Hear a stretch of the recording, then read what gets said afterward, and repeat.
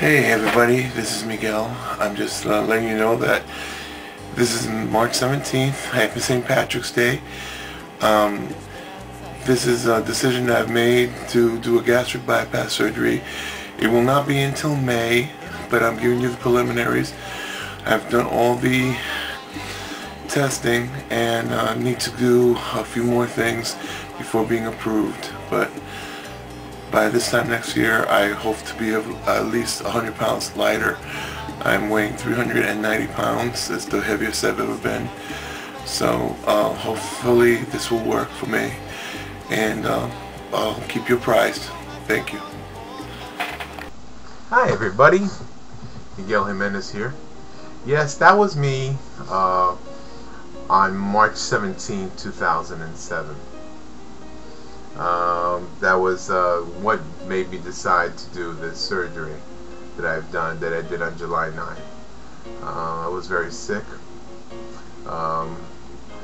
You know, I thought that I wasn't going to make it. My heart was giving me a lot of trouble. I had what you call like fibrillations. I think it's my heart was just beating crazy, like it was out of rhythm basically. But that's not the case now. This is July. I'm sorry, this is not July. This is September 27, 2007. This is Miguel Jimenez again, and this is my 16th entry into my weight loss journal. The journey that began on July 9th, 2007 with Dr. Bell, Dr. Robert Bell here at Yale New Haven Hospital. Did my gastric bypass surgery.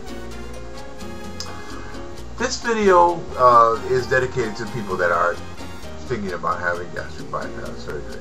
Oh, by the way, I'm sorry, I did lose some weight since the last time we spoke.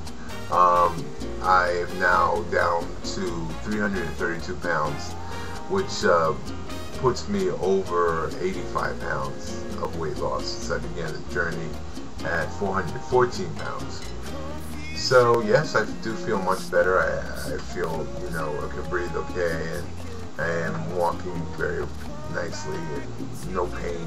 Well, except for my knee and my hand. I have carpal tunnel syndrome. But not that I walk on my hand, so it doesn't really matter. But yeah, I do have pain in my hand. It started the day after surgery, and I thought it was something to do with the surgery, but apparently not. It had to do with my line of work, which is I'm an IV room technician, and I do a lot of manipulation with my hand, working in the hood, making IV meds. So it's a kind of thing that happens on the job all the time. A lot of people get it. Anyway, getting off the track. Yes, this video is dedicated to people who want to do the surgery. First of all, I'll give you some advice. First of all, get yourself some good insurance, because you're looking at a $27,000 bill. And if you can't pay that, you can't have the surgery. So try to get good insurance first. Second of all, do it at a major institution. I'm fortunate enough that I work at Yale New Haven Hospital in New Haven, Connecticut, so I was able to get the best surgeon possible, Dr. Robert Bell. Not to say that any other surgeon that works in his office is not good, but I like Dr. Bell. He's a good guy, one of the nicest people I've ever met in my life, and you know, a very qualified surgeon. It was done over 700 of these surgeries. Also, the other thing is you got to do is you have to make sure that you do all the preliminary stuff. Now, once you contact a surgeon, I'm sure they'll tell you what to do. I mean, but one thing is you got to get a nutritionist, and they have to explain to you. I think it's by law they have to tell you all these things that they have to do. It's like malpractice thing. They have to show you exactly how to eat prior to your surgery and what you're going to be eating after your surgery. Then you have to speak to a head doctor or a shrink, and I did that about a month after I applied for that. It took about a month to get an appointment. And that's why it's very important that you get started right away. But they ask you a lot of questions about your life and what you've done in your life to try to lose weight. And I mean, that you have to document everything. Make sure that anything that you've tried, because they want to see that, and especially insurance, they want to see that you've done something. Because they're not just going to do the surgery like, they're going to do the surgery because you're going to give us money. No. The insurance company will not pay out if you haven't tried something on your own. Not to say that the doctor that you go to see might tell you that you might need to lose weight. And not to say that the insurance company that you go to might not say you need to lose 60 pounds before we do pay for anything. Which I think is very sad.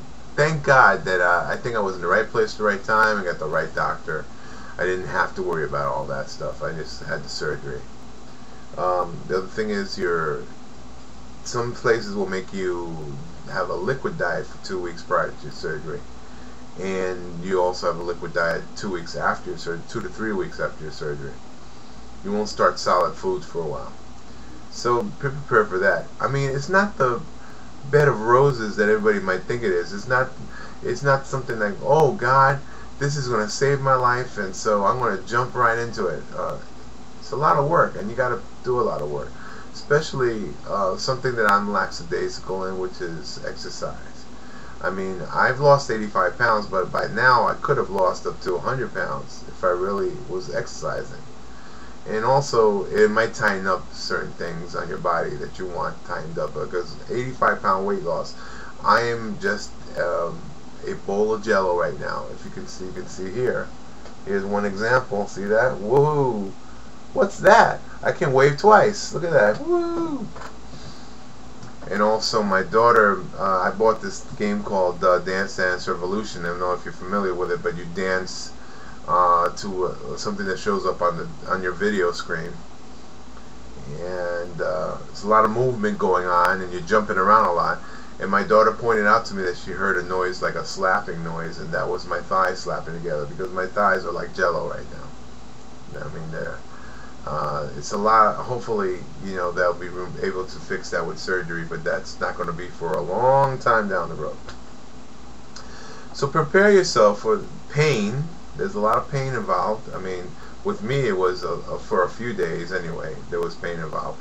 Not as much as I thought it was going to be, but I'm a big baby when it comes to pain. So yes, there was some pain involved. I had my surgery laparoscopically, which is, internal you will feel some things. I mean, there's something called carbolic acid, where they blow up your belly like a balloon when they do the surgery. And when that settles, some of the acid, carbolic acid, is formed by the nitrogen. I think it's nitrogen they use, gets into your system and can hurt. So, I guess like divers have when they come up too quick and the nitrogen gets in their bodies and it hurts them too. Same kind of thing. Anyway, yeah, that's one thing you have to think about.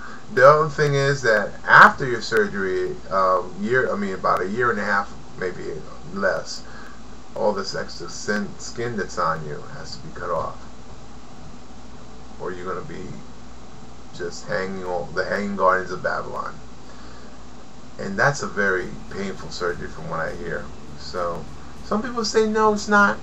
Well, it depends on the person. So that I'm not looking forward to that, and that's not, but like I said, that's not for another maybe 70, 80, 90 pounds, maybe 100 pounds more. I mean, I really want to end this journey at about, I would say, a little bit under 200 pounds. And the doctor does promise me that I will be there if I follow the rules, which I am. I mean, food-wise, I'm having problems here and there, but with getting sick. But it's not all the time. Anyway, I really have not much to say this time around. Just wanted to make a video and show everybody my progress. And I will be making another one when the spirit moves me, as I said. And until then, God bless you all. I'm glad you're still sticking with me. I hope you're enjoying the videos. And I'll see you next time. God bless.